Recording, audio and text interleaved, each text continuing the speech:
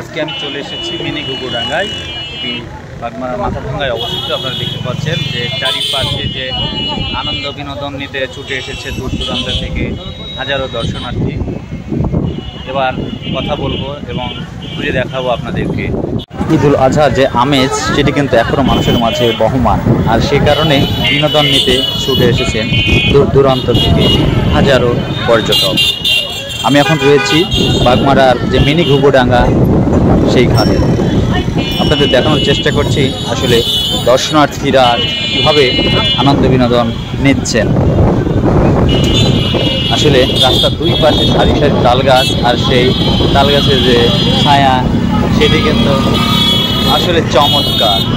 আর প্রতিদিনই এখানে অসংখ্য লোকের আগমন ঘটে। এখানে ঈদ উপলক্ষে কনসার্টেরও আয়োজন করা হয়েছে। আপনারা দেখতে পাচ্ছেন হাজারো দর্শনার্থীর ভিড়।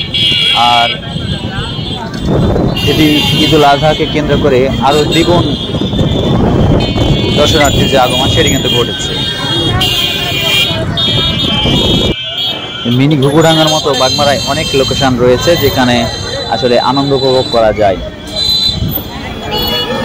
আর সেগুলো প্রায় রাস্তার পাশেই রয়েছে। এর আগে দেখিয়েছি আপনাদের দুবিলার যে রাস্তা সেটি। আজকে চলে এসেছি সেই মিনি ঘুঘুডাঙ্গায়, আপনাদের দেখানোর চেষ্টা করলাম মিনি ঘুঘুডাঙ্গায় আগত দর্শনার্থীদের। তবে ছোটোখাটো অনেক দোকান রয়েছে, কেউ বা ভ্যানে করে, মোটরসাইকেলে করে, আবার গাড়িতে করেও ছুটে এসেছেন এই মিনি ঘুঘুডাঙ্গায়। কেন এলো এই কথা জানবো এক দর্শনার্থীর কাছে।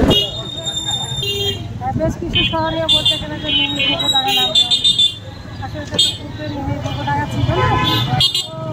ঘুঘুডাঙ্গা তালের গাছ অনুসারে এটারও নাম রাখা হয়েছে মিনি ঘুঘুডাঙ্গা। খুবই ভালো লাগে, সবাই ঘুরতে আসে। কে কে এসেছেন আপনারা? আমি এসেছি, সঙ্গে আমার মেয়ে এসেছে, জামাই এসেছে, আমার খালাতো বোনের ছেলেরা, আমার নিজের একটা মেয়ে এসেছে।